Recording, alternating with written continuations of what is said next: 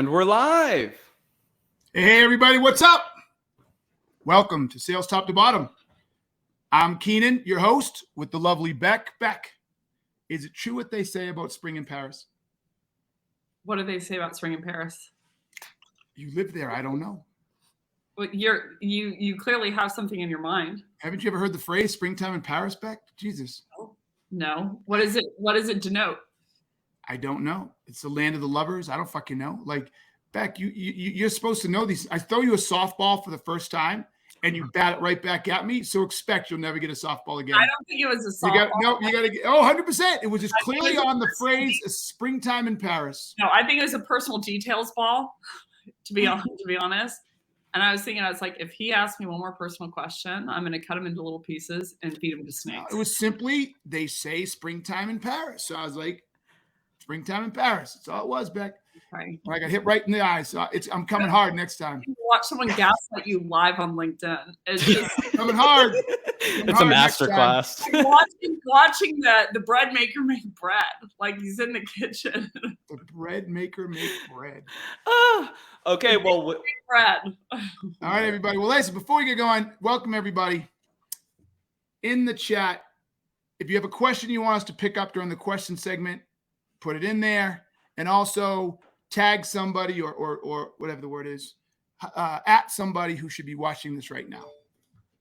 All right, perfect. Well, with that, we are on to the first segment of this podcast, which is Email Teardown. This is the segment where we tear down emails that were sent over to Becc and Keenan. Now, on to the first email. So this email says, the subject line is perfect match for a sales guy, Inc. Uh-oh.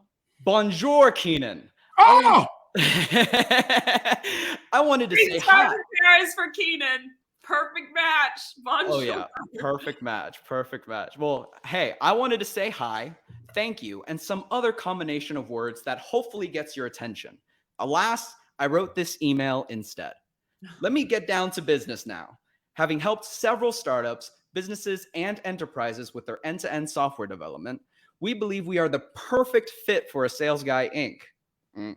We are a strong and experienced team of dedicated developers who offer you the following fringe benefits that I'm sure you'll find borderline fascinating. Fingers crossed. Immediate starts, on time and within budget delivery, glass wall visibility with absolute access to the team, no binding contracts, standard work for hire agreements with strong IP protection. If any of this made any sense, would you be interested in a quick call tomorrow to discuss this further? Have a more than tolerable day. Jackson Bridges, product and technology enthusiast. P.S. If you don't want to receive any more emails from us, simply reply and let us know. Keenan, very long email. What are your thoughts on this one?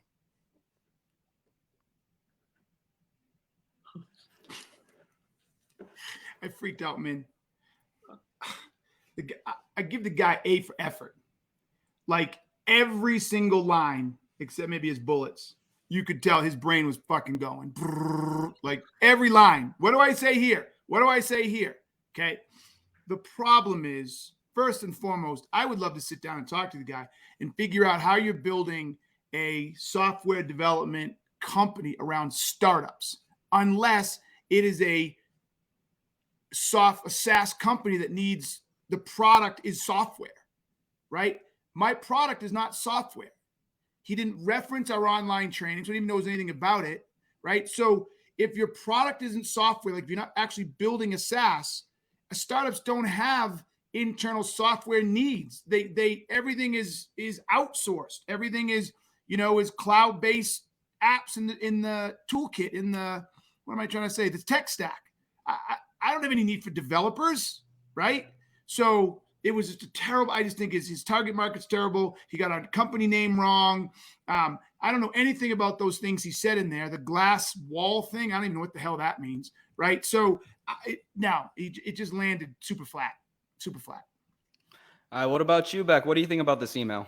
Yeah, well, everything Keenan said. I will say the one thing that this guy had on his side was that was the most pattern interruptive email that I've seen to date, and politely pattern interruptive. It wasn't in a bad way or a negative way. I didn't feel offended. I didn't feel like he was overly silly. So I think a big problem that people don't solve for within their cold emails is how do I stand out and how do I get the person to even read the email? And so like leading with bonjour, Keenan. And like his first line, like I wanted to go to LinkedIn and look up who he was. So I did think he'd do that. He did that really well in the email. I agree with that. Good pet interrupt. And Becc, I can't hear you that well either. I'm going, now I can hear him in fine. So bring your mic closer or something, please. You can't? Nope. All right, while we figure out these technical difficulties, let's go on to the next email. Oh, no. I can hear you fine now when you get closer. Now you can? Tell me your microphone was not behind your computer. No, it's always been behind my computer because I think it's a douchebag move to have a podcast mic. It's all good. It's all good. I can't really hide this one because it's right next to my face. But I've gotten in trouble for making jokes about the relationship of the podcast mic size too. Well, let's just leave it at that. Let's just leave it at that. I just started sentences with bigger the podcast mic, and then I just trailed off. Well, okay, we have 30 we'll probably go past the buzzer. However, yeah, that mic's definitely better. But this one, the subject is MRR for Flip the Script. Hey, Becc, we helped another founder build a network of 12,000 industry-specific connections in just 4 months. How? Targeted content that engaged thousands of prospects in their target market on LinkedIn. At Blank, we help you maximize the full potential of your LinkedIn profile with 100% done-for-you content creation that's guaranteed to resonate with all your target prospects and put your lead generation on autopilot. He didn't have to buzz himself. Sorry, I'm very loyal to the process. Yes, buzz himself. Yes, but free for a call to learn more. Look forward to connecting. Blank. P.S. If you're not interested, let me know and I won't follow up. Becc, what are your thoughts on this email? I just front to end don't care. Like I really just don't. I'm not trying to be disrespectful. There's so many words in there of like leads, prospect, market, LinkedIn, lead generation that I'm like, it's the same email every single time to me. The one thing I will comment on and pass to Keenan is this need for people where they're like, P.S. if you want the thing, just reply to me. P.S. if you want to get removed, just reply to me. P.S. if you just tell me which number so I can update my CRM. And I'm like, the cost is that I have to reply to you, number one. But number two, I know you're going to try and counter me. I know you're going to try and keep talking. And that is the game that you're playing. So I think it's an extremely, extremely dishonest game that people need to stop playing. Yes. It happened to me. I'm going to say this and then I promise I'll tail off. Happened to me today. I was walking through and someone came up to me and started speaking French. And my new false objection is I speak zero French. And he asked me like, hey, did that guy stop you? And then he goes, oh, you speak English? I'm like, shit, yes. And he was like, hey, did that guy stop you earlier? And I was like, oh, no. So I started to pay attention. I said, oh, no. And he said, he's with blank. And so am I. And we're the number one. I was like, you piece of shit. He was trying to get me to stop with a genuine question of like, oh, did that guy like hurt you? Or was he trying to like talk to you? So that I paid attention to him to engage. And then he transitioned into, oh, well, it's because he's a part of this company and so am I. And this is what we do. And we want you to sign this thing. And I was like, man, how you get the attention matters if that's the actual premise for why you want to talk to someone. Like it has to hook. Anyhow. Keenan, what do you think about this email? Nothing. Or like he doesn't agree. All right, perfect. Well, with that, we are going on to the second segment of this podcast, which is Sales Mythology. This is the segment where we demystify common myths in the sales industry. Now, the first myth of today is prospecting is the most important part of sales. Keenan, what are your thoughts on this one? No. Got 10 minutes left. I know. You're up, Becc. You're up, Becc. Oh, my dream come true. Yeah. So. Oh, wait, no, we're moving it back. Here's the deal. It's where we spend the most time. It's where the most investment is. If you think about it, if you sit down and break down your expense in sales, your largest pieces in the top of the funnel. You have more top of the funnel tools. You pay SDRs, BDRs. You have marketing, which is top of the funnel, right? And so we're desperately trying to get as much into the funnel as possible. The problem is that because of poor selling practices, because of the laziness of salespeople, because of the lack of experience as sales managers, the lack of sophistication of sales managers, the decades-old selling culture of hard closing and the selling culture of making your number and driving to numbers as quickly as possible, and the pressure that VCs, public companies, and everybody else are under, once we get them in the pipeline, it's a shit show. It's an absolute disturbing shit show that I myself participated in for years and never really noticed until I stepped out and slowed down and took a moment. The most important part of sales is what you do after you get that opportunity into the pipeline collectively. How is the salesperson assessing and managing why that buyer has to change in the first place? How is the sales management team assessing the job that the salesperson did and understanding the problem? Does the organization truly know why the buyer needs to change? What happens if they don't change? Have they measured all of the elements for change, the why buy and why buy now, or the cost of inaction, whatever words you want to use? How well is first line management working with the reps to understand that? How well has the rep ensure that the buyer understands that and knows where they are? How often does an actual sales leader or sales manager qualify out for the buyer, saying, look, you know what, we look at this, we don't think we're a good fit for you? How often does a sales manager challenge the qualification criteria that the deal's even in there in the first place? I mean, I could go on and take this entire 10 minutes and not finish. And it is taking me, I don't know why it's taking me so long, probably because I haven't been able to put it in boxes of the right rubric. It's embarrassingly a shit show that we continue to accept as a sales culture what is happening.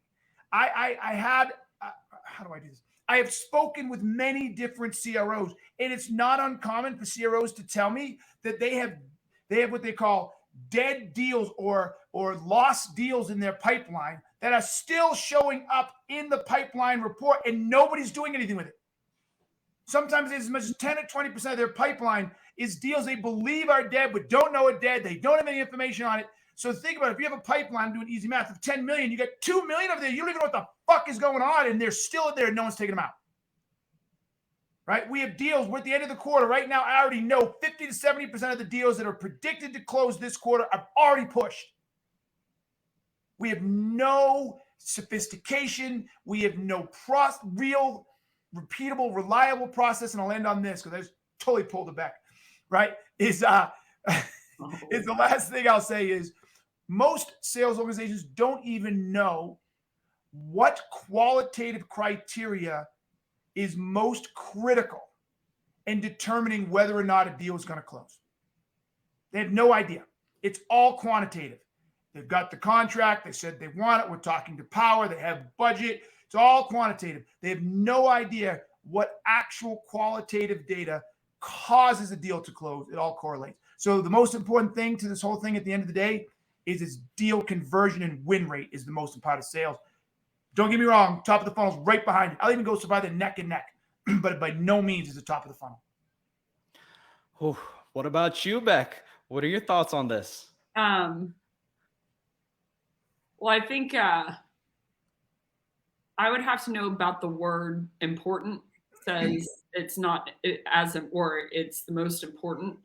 In some cases, I do believe it is. If you have no prospects to sell to, then it is the most important thing, is getting the prospects engaged. But generally speaking, I think it's where people focus the most often at the sacrifice of focusing on what Keenan's talking about within discovery, that people aren't, interested in that back end. They're more interested in at bats.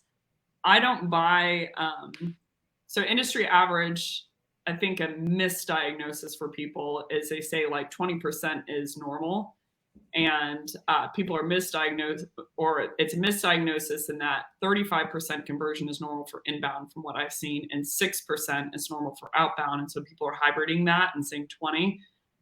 I'm not convinced that 20% is I believe it's a normal number, but I don't think it's a healthy number. because I see how people are selling. So it's like, I understand that people are, let's say, whatever, 400 pounds on average in this city, for instance. But I don't think that that's necessarily a healthy number. I think that we've just convinced ourselves that that's normal because everyone's doing it. But the quality of discovery, and I'm going to base quality on the fact that they uncover information for their buyer, especially information that they didn't know, is at like, I would say a 0.0001% on the discovery calls that I've heard. Like they can't just even get off the leading questions.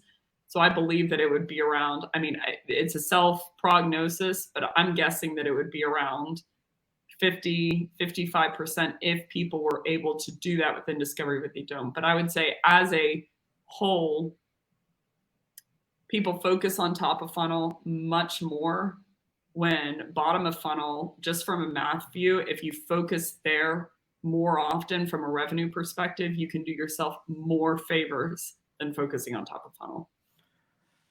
Oh, way more. I mean, oh, sorry. You want to go to the next one? No, Let's keep. No, it's a good one. Keep going. Look, there's a couple. We got to add in too, right? CAC is destroyed by low close rates.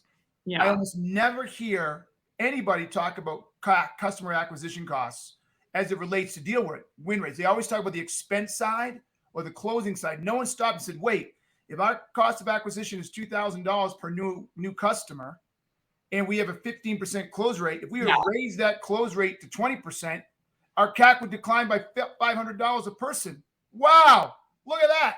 I mean, that's free money. Free money. The crazy thing to me is I think there's an insane, and this is a big topic for me, I probably never brought it up before. There's an incredible arrogance to me with account executives, and this might be the SDR leader in me or SDR coming out of me, but I think prospecting is the least well-known topic. People don't know how to do it well. Most AEs are willing to admit that they don't know how to have a great cold call, but I'm like, these are parallel, meaning your ability on a discovery call is usually matched to your ability on a cold call. And so I think people beat prospectors up and they're like, oh, well, that's the easy part, so we're going to pay them half the money, you know. But like I need to, and the biggest justification that I hear is, well, AEs need to be focused on their expertise, which is closing. And I'm like, Brendan, let me give you a heads up. I've listened to their discovery calls, and that is not their expertise either. They're not discovering anything. They're an order taker, and they're slowing things down. And honestly, it would be faster with the self-serve online. And so I'm like, I think that people, well, I do believe that and maybe they're the one in the same topic, but I think that no one is willing to take a step back and admit, especially as a seller, because you're supposed to know more at that point, that they have no freaking clue what they're doing on a discovery call. They have no ideas what questions they should really be asking. And they net, if you had like a true conversation when they were 5 shots of whiskey deep, they know that they're not actually uncovering things to their buyer that they didn't know. But I think people just blame top of funnel. They're like, oh, I don't have enough at bats. We should focus there because it's almost like this place where I can shift the blame. Oh, Randy Coutreau. Oh, Becc, you've relapsed. What? Who said that? Brandon Coutreau. He's French. All these French things come up late. Because if I took an AE and put them on a cold call or prospecting, they would probably do 10% of what like very highly trained effective SDRs would do. But if I took an SDR and put them on an AE call, I'd say they would do about 90% of what an AE could do. So I'm like, honestly, I just don't know where all of the entitlements coming from and all the, I don't know. That's my opinion. It's late. Found out I can't get my couch shipped here, so I'm just taking. And look, I think another thing I'll get buzzed is I don't think there's any rigor around when you put deals into the pipeline. I think we see people put deals in the pipeline right before they close, right? And that artificially increases the. And there's no accountability to forecasting either. It's like, oh, okay, yeah, that's bad. But I'm like, it should be as bad as not hitting your quota, because then you're just showing that you don't know why something closed or why something didn't, which is most of your problem with conversion anyway. Oh, I get it. Sorry. I'll say this again. Watch this, Becc. Brendan Coutreau said, oh, Becc, you relapsed. Yes. I'm sorry, Brendan. I told him I'd switch to Brad because he came up with some good stuff in the Sales Hacker webinar. Yes. Sorry, Brendan. Sorry, Brendan. I'm tired. Go to Chad. Chad. Chad and Shannon. Chad. Chad and Shannon. Those are the.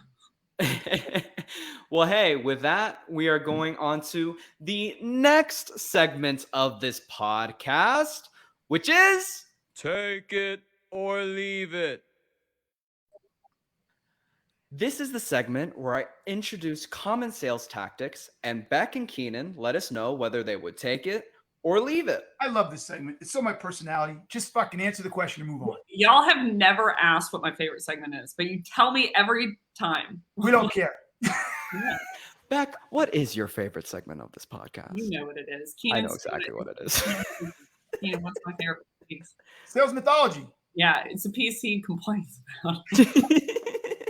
Well, hey, the first take it or leave it is changing the way you sell based on their personality profile. Becc, take it or leave it. I'm gonna take it. It's always a good idea. I'm gonna take it. It's a really emotional EQ. Are they introvert, extrovert? Where are they on the disc scale? I'll use it as a piece of the pie, but what it contributes to actually closing is, like, in my opinion, 5%, maybe. But I'll take it. Like, why not? What about you, Keenan? What do you think? Take it or leave it. I'm a hard leave it. He's gonna leave it for ego's sake. Hard leave it. Now, I'm sure there may be data, and I'd love to see the data. And this is a conversation I'd love to sit around and have a glass of wine. I don't think a glass of wine or whatever over, right? Because there's data and then there's the whole real world. But I'm not saying ignore the cues. We all should be conscious of the cues. But this idea that people, let's say I'm a emote responsive red, and I think it's a disc, whatever it's called, right? And Becc is more of a blue, and she's more analytical, etc. I'm not going to try to be somebody I'm not, right? So I'm going to be my authentic self under any circumstance all the time. Now, if I know that someone is more interested in the data, fine, I'll get the data, but I'm still going to be my authentic self. I'm not going to change the way I sell. I'm going to sell the way I've always sold. I'm going to be my authentic self. And buyers will understand that and see that and feel more comfortable. Anytime you try to change something to fit a situation, you lose. I don't care what it is. Dating, fucking interviewing, sales, you lose. Be your authentic self 24/7. All right, the next one for today is seething. Look at her. She's No, I would just say changing the way you sell and changing yourself are two different topics. But I digress. This is short and quippy, Keenan. It's your favorite part. Go on, man. All right, the next one for today is product-led growth. Keenan, take it or leave it. He's gonna leave it. fucking leave it. Leave it, leave it, leave it, leave it, leave it. I actually saw something the other day that said now they're trying to create a hybrid, product-led growth with sales-led growth or something. I don't know what the hell it is. But and it's just basically the whole world of product-led growth people trying to backpedal without saying they were wrong. Okay? I will die on this hill. People, and we own this, people don't value salespeople because we are product pushers. I've been barking on this thing since I wrote Gap Selling. If we stop being product pushers, we actually continue to or move into being advocates for solving the problems our customers are dealing with, product-led growth does not do that. And I'll give you a stat. And I'm going to butcher it because I didn't memorize it. But I believe from our study, 71%, I'm going to make it small because I can't remember exactly, but it's over 50.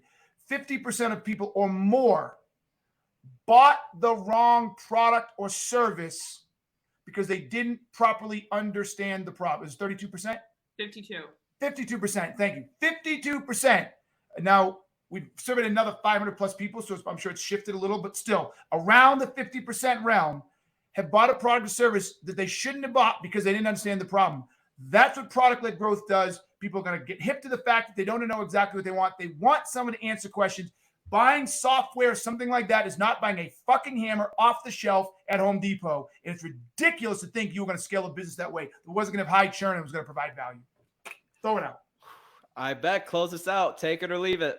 It depends. It really does. If the only difference between product-led growth and sales-led growth is you're inserting person in there. And if that person is doing anything other than diagnosing, which normally they're just talking about product anyway, then I don't see what you're inserting other than a cash cow that you have to pay off and who has an ego and who butchers your product description.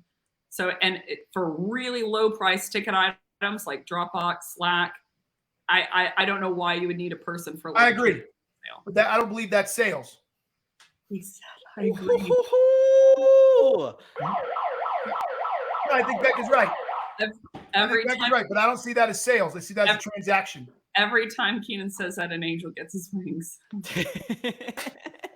I believe in love again and magic and Christmas and everything. I believe in magic. I don't know the next word, but. All right. Well, with that, we are going on to my favorite segment of this podcast, which is the inbox. This is the segment where Becc and Keenan answer questions from our audience. And with that, we have the trusty help freaking mailbox of the mailbox. Yes. To leave that inbox. No, don't you worry, Becc. I'm now only going to show this side of the mailbox. Do better ones that aren't transparent and put our big faces on. I know. Do you know what the issue is? The issue is that I chose the wrong transparent paper, so now it's leaving a lot of residue. So I'm gonna need to buy a new mailbox. Actually. Whoa. Stay tuned. Make it a pink one. By the way, if we haven't said to everybody, Min graduated this spring. Oh, yes. If we have not announced this on the show, shame on us. Everybody listening, give Min a round of applause for graduating from the University of Texas? University of Texas at Dallas. Yes, okay, I recently graduated, and as you could see, I've also moved. So this will be the new podcast background. Like a typical American, I graduate, make more money, go spend it. And I promise I'll get a haircut too. So no, I like hair like that. Keep it. It looks good. Oh, you like the long hair? Okay, we gotta go into this first question. This one is from Liliana Enlow from Albuquerque, New Mexico. Start it over. No, is that not the rules? Okay. We can start over. Hold up. We're gonna see the intro, the segment intro again. So hold up. Let me send this live. The inbox. All right, cool. So this one is from Liliana Enlow from Albuquerque, New Mexico. She asks, do you two believe in re-engagement sequences, as in outbound campaigns to try to revive dead leads and inactive deals? I personally believe the "we miss you" emails are a bit tacky, but I'd love to hear your thoughts. Thanks in advance. Keenan, what are your thoughts on this? Yeah, no, I totally believe in them. I agree with this young lady. She seems like she's very smart. I don't like the cheesy way that they do them, right? I'm sorry we missed you or couldn't get you on before or whatever that stupid shit is.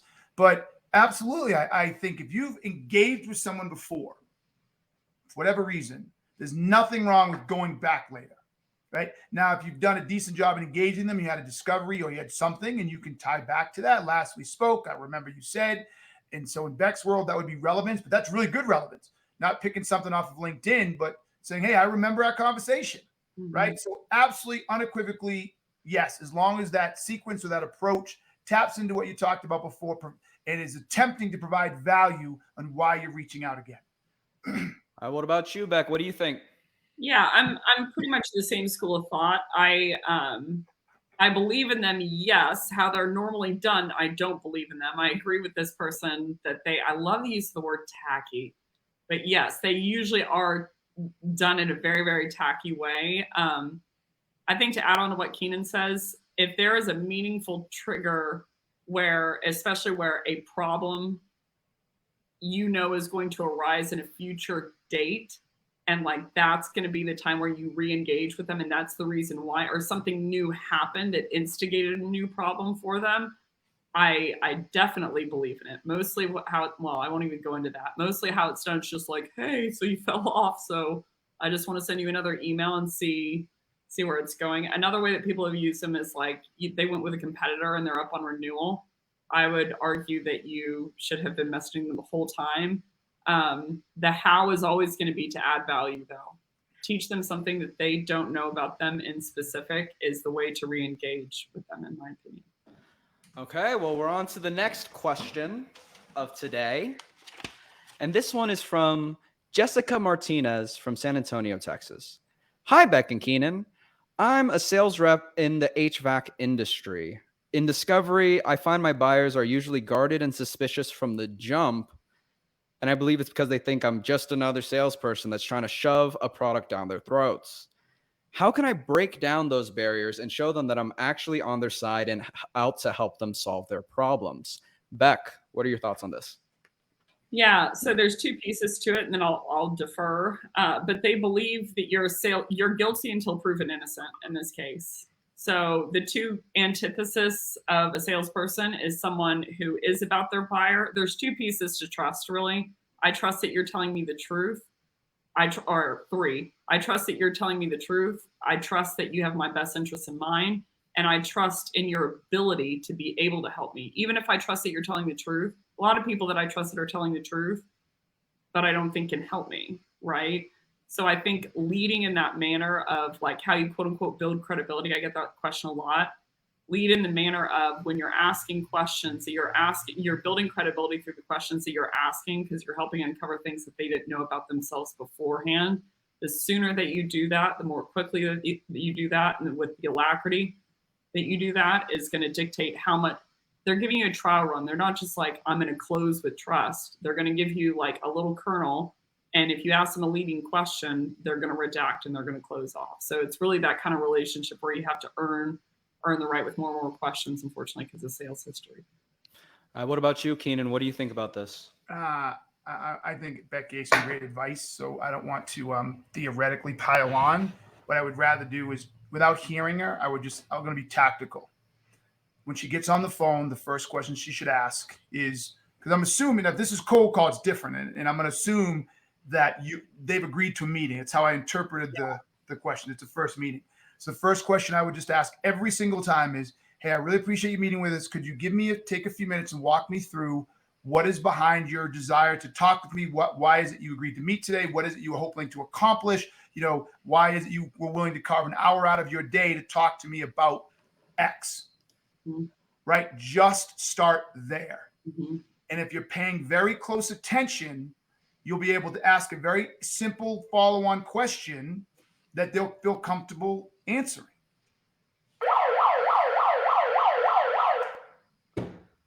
Perfect. Would you like to elaborate? Is that all good, Keenan?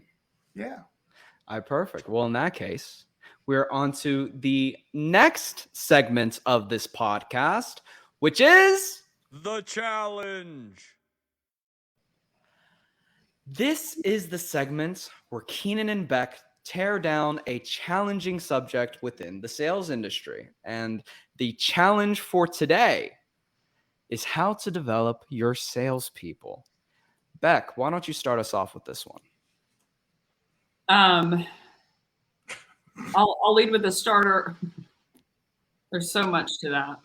You just look frozen in your tracks. She's like, where the fuck do I start with this one? Yeah, well, it's pretty easy to start, in my opinion. I was just getting overwhelmed when I was walking around earlier today, and I just realized where sales is at as a profession, which I realize more and more every day.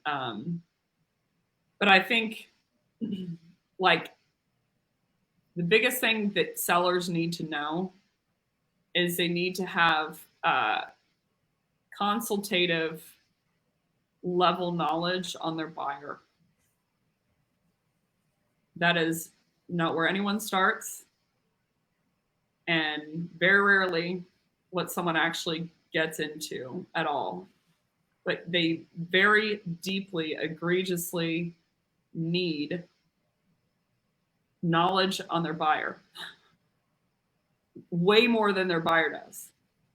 So I'm going to start with the first step, and then I'm going to kick it to Keenan. Maybe we just list off things that they should know or they should seek after in that journey. The first thing you need to know is you need to be able to close your eyes. So if you're watching this, listening to this, if you can't close your eyes and name what your buyer is metriced on, meaning your buyer persona, what are they metric to drive? That's where one of my opinion is know, like, if you're going to know about soccer players or basketball players, you need to know what is a point for them and what is a win of a game. Like that is step one, in my opinion. That's how I'm going to lead. Keenan, what do you got? I was going to take a different tack, but I'll continue to play with you here for a minute. So you need to understand the problems that impact or negatively affect or undermine, whatever word we want to use here, that undermine those KPIs. Mm-hmm. Okay. I'm going to go number 3. You need to know the root causes that instigate those common problems for them, not just the ones that you solve for, but the ones that are like in total that can cause those problems. So if it's like, quota attainment, for instance, for SDRs, then you know the 8 root causes that can typically cause a problem of not hitting quota. What do you got for 4? You need to make sure they understand the world they live in. Who are their customers? And I could never list them all. So people, you have to do your own work. But there are things like, who are their customers? Are they regional or international? Are they highly impacted by government regulation? Are they highly impacted by swings in the market? Or are they highly, when I say by the market, I mean things like commodities. Are they impacted by the speed of technology? Are they impacted by other external forces, right? Are they a high, what's what I'm looking for? Personnel type of business? In other words, are they a service business and require heavily on human interaction and human resources? Are they light on that, but heavily dependent on technology? Are they heavily dependent on what's that stuff? Utilities, electricity. Like you need to understand the environment at which these people play. Mm-hmm. I'm going to leave or go to, that was a good one, by the way. And with the winks. So that was you hugging me. That was you hugging me. Common unknowns, root causes where they know the problem, but they don't know the root cause. Impacts that they commonly don't know that are tied to the current problem. Future impacts that will happen that they commonly aren't aware that are going to happen. Current events that just happened that they typically don't know about that do affect their world today. Future events that they are going to happen in the future that are going to impact how they should solve for it now. So I'd say you need to know which of these criteria, and there's always some in every bucket, that they typically do not know about as a buyer persona, so that you can be after that in discovery. So you're after like hotbeds of things that they hypothetically weren't thinking about that could hurt them. What else you got? They need to understand the top 3 or 4 competitors and how those competitors solve the same problem differently. Let me say that again. They need to understand who is my competition, and then how does my competition attack the problems we've identified, and how is their approach to attacking it different than how we do it? And then more importantly, where and how do they attack it differently, where it is better than us, and where do we attack it and do it differently that is better than them? That is rooted in understanding the root causes to the problems. You must attach the approaches to solving those problems to the root causes. The reason this matters is when a buyer is saying, I'm thinking about going with X instead of Y, you can say, first off, if it's the right choice, you shouldn't have gotten that far. It's like, look, their biggest problem is this, and someone does that way better than we do, so I'm out. But the second reason is, it's like, I understand that they do it cheaper, or they say they're going to do it, but you can say, listen, the problem you're struggling with is A, B, C, and D. The reason that is happening is X, Y, and Z. Our competition, or a company, they address it this way. Mm-hmm. It will get it done, but here are the problems with that approach: 1, 2, 3, and 4.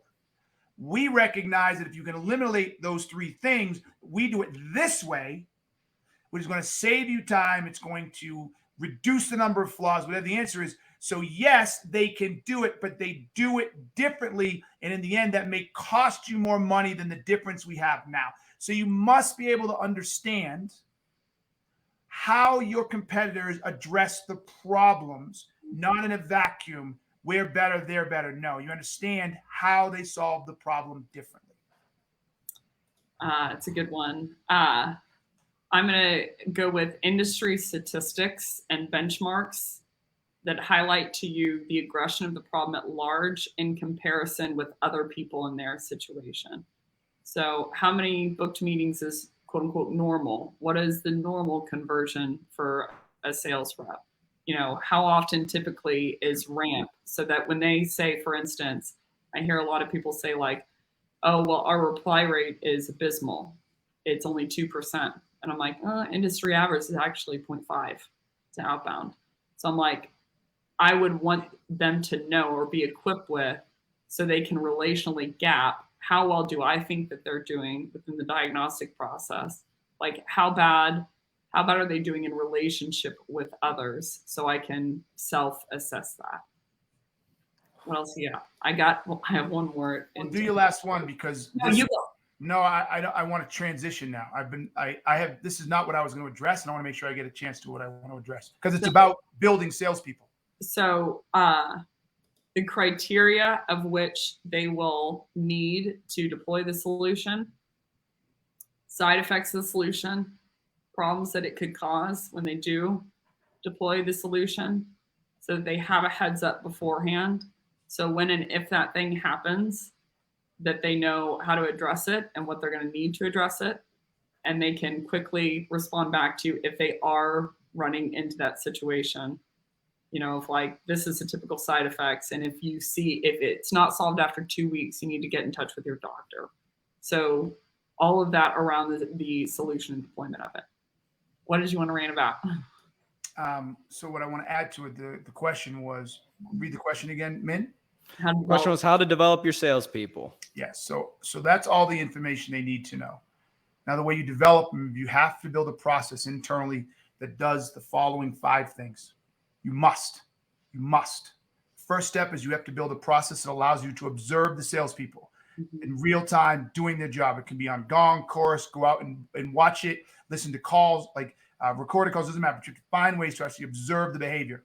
Secondly, then you must build a process that allows you to describe the behaviors you saw for that rep. Third, once you've described it and described the impact of the behavior, okay, then what you want to do is you need to prescribe what you want them to do moving forward in the new impact that prescription will provide.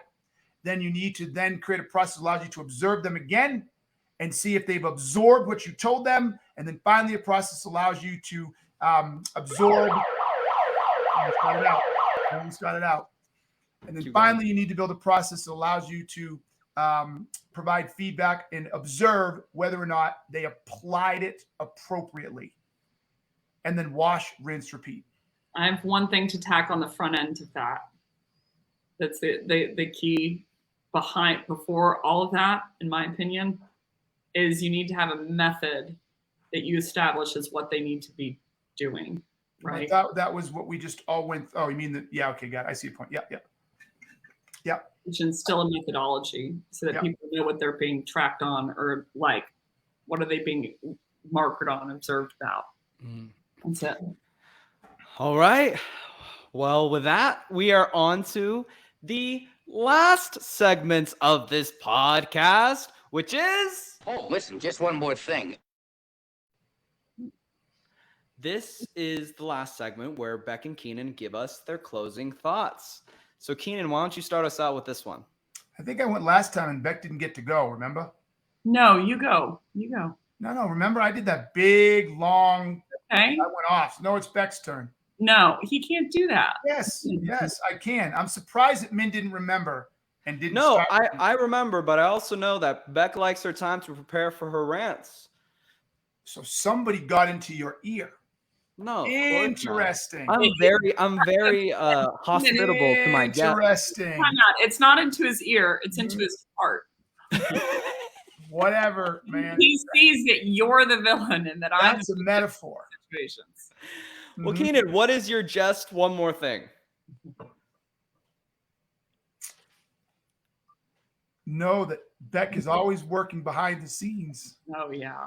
Becc is always working behind the scenes. And if I'm not careful, my controllables. If All right. I'm not careful, she's gonna come get me. Yeah. Left me here out on the out on the edge. I have no idea what you're talking about. All right, my one last thing today is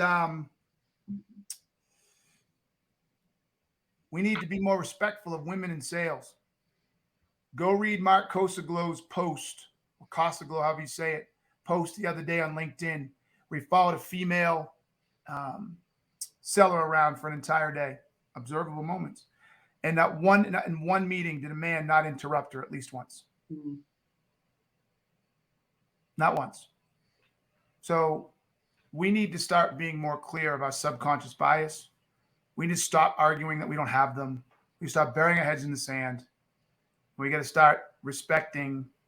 I'm going to do women today, but start respecting women in sales and be more conscious of how we engage with them, how we cut them off, how we inadvertently diminish their participation in their what's the word I'm looking for there? What they offer, their whatever they offer, they bring it to the table, right? So we got to get better. We got to get better. And I'm tired. I'm tired of a theme that's going through our society today that is very attacking. We're attacking everybody, right? We're attacking gays, we're attacking trans, we're attacking blacks, we're attacking women. Like everybody thinks the world is just America. Everybody thinks America's gotten past all that stuff. And so anytime anybody brings it up, everybody starts digging in and, there we go again. But no, it's just the evidence is clear. We need to be more vulnerable as a society and recognize that we have centuries of female bias that has to be undone. And if we don't do it, we're losing out. Because I personally think women are far better sellers than men. Becc, what about you? What is your just one more thing? I almost did actually that topic. So Yeah, you had your chance, Becc. I really did, but I'm going to do something else. But I will say, I'm only going to make one comment. I've noticed it more and more as I go. Like it wasn't my natural bent to think about that, I think. But the biggest place that it pops up for me, or the most clean, teachable way, let's say that, is I notice a lot that people expect me to be nurturing because I'm a woman, especially as a trainer. You know, they're like, oh, well, she's going to be there holding my hand, coaching it. I think I talked to men about this at one point. And then when I'm not, and I'm just like in, out, on, like pragmatic, blah, blah, they look deeply offended, and they come at me for it. And I'm like, well, I am nurturing on an off note outside to a very select few amount of people, but not the mass. And that's okay. I don't owe you baking cookies because I'm female. I don't even know how to bake. Min's the master baker out of the two of us. Turn on my oven. What I wanted to talk about, and I'm going to spend a minute and a half, and then we can close, is last week was Fashion Week in Paris. Oh, I should have been there. Damn. I know. I miss my wife. I once again, I miss my future wife. I know. I was thinking there's tons of models. Maybe Keenan could, settle down. He could find someone. I'm ready. Wearing that shirt, by the way. Yeah, absolutely. So it was Fashion Week last week, and people make fun of fashion, in sales a lot. They're like, oh, well, that's a really shallow industry and da-da-da. And I've done quite a bit of research on it. I'm really drawn to it, not obviously. You would know it. Oh! I like how Keenan goes on a rant about respecting women, and then he disses my clothes and talks about hooking up with females. Oh, that's just because you're my friend. It got nothing to do with being a chick. I'll do that shit all day with anybody I like. So, and everyone makes fun of it. They're like, oh, it's a really, really shallow industry, da-da. And I've done a lot of studying on basically the investment level they have to be. So everyone knows couture. Basically, haute couture is there's a French Federation of Fashion. And way back in the day, a girl named Rose Burton, who made dresses, clothes, etc., for Marie Antoinette. She was known as the first influencer. And what she was doing was she was making dresses and for the wealthy. And then she would come to all these boutiques and basically tell everyone what they were doing from the high standard level so people would imitate it. And that's how the fashion world worked. So you can't just walk in and like be couture. Like, it's not like something that's like, oh, nice clothes. There's a certain amount of criteria that you have to hit. Number of ateliers, the fabrics that you're using, the uniqueness of the concept, how detailed the design is. And there is a select amount of people in the world that exist every year that are known as, that hit those standards of couture designers. It dipped in the 70s. Currently, there are only 18 human beings that exist in the world that can be that are a quote unquote couture designer. And what they're entrusted with is basically doing new designs with new concepts, with new colors, with new different ideas. And that small group of people is entrusted with the responsibility to design that all other designers will imitate and put out the clothes that you have, see, and wear today. What I mean that to say is there's unbelievable standards and training and rigor and love for the craft that they put into that. And it's very inspiring to see people who have given up everything for the right to be someone who can influence how the world dresses. So my plug is, I don't see the same in sales at all. That is my dead on, honest truth opinion, is there is a commitment to the craft that we are bereft of. I'm a couture sales guy. So before we point fingers at anyone, I mean, there's only 18 people who have done that this year. And I think we need to make a turn that to influence others, you need to take very seriously where you're influencing them.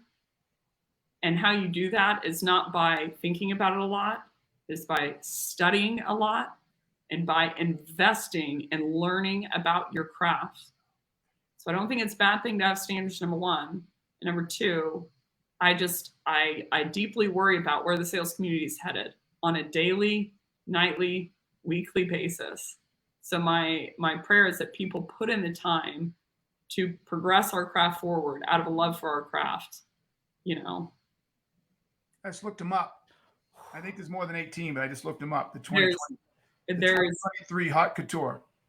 18 formal members, and then there's like additional sub-in members outside. I don't know how they do it, but like I don't even know half these people.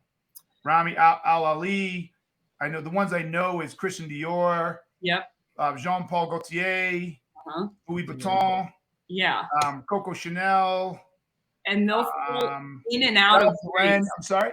They'll fall in and out of grace. Like, just because Dior is a couture designer this year does not mean Dior will be a couture designer next year. And that is an exhausting standard. There's a whole bunch I don't even know. So I'm like, there's like, what are they called? Whenever you starts with an A, like when you went to college, alumni. There's alumni members. They're ones that like sub in. But just because Oscar de la Renta was one this year does not guarantee a slot next year. It's the same standard. And while that's exhausting to them, it takes care of the craft. And you could say, well, everyone wears clothes. And I'm like, a lot of people are in sales. Sales is one of the biggest professions in the globe. And I don't see the same love and the same desire. And when I see those runway shows, like every sense of mine is firing off because of how inspired I am by someone's commitment and drive and labor because of their love for that craft. So I'm like, come on, people. Like, we have got it. They all know each other and they push one another on, They push one another on in their commitment to what they say they love. So if you want to be in that, it's not so much as a medal as it is a responsibility, but a responsibility that you love if you love the craft. It's not about you. It's about global. It's about the global vision. So I'm like, people, if you're going to be in that slot, freaking buck up and start learning what everyone else is doing and what salespeople are doing. Stop thinking about me all the time and focus on, we have got to have some people in the chair to push this field further. I'll say it and I promise I'll shut up. I don't like, oh, there's no original content. I'm like, people, we have tons of problems. There should be. We need original ideas. We are not even close to there. And if you think that, that disqualifies you from being an influencer, in my opinion. So I'm like, we have so much crap to do and so much more of our buyers back to have. So I'm just begging people, like, if you love the crap, if you love yourself, then just go focus on yourself and do your own side thing, right? Okay. But like, if you have people following you, or, you know, you need to take, people are like, oh, don't take yourself that seriously. I'm like, you absolutely should take yourself seriously. And you should take your craft seriously. And you should take your work seriously, or you should get out of the chair. It's my view. So I know that's fired up. Happy Fashion Week, everyone. Stop making fun of my labels. And read a book. Read a freaking book. That's my biggest. Start to read more than LinkedIn posts. Okay? Oh, preach, preach, preach. Well, that's our podcast. I'm Keenan. I'm Becc. You've been listening to Sales Top to Bottom. See you next week.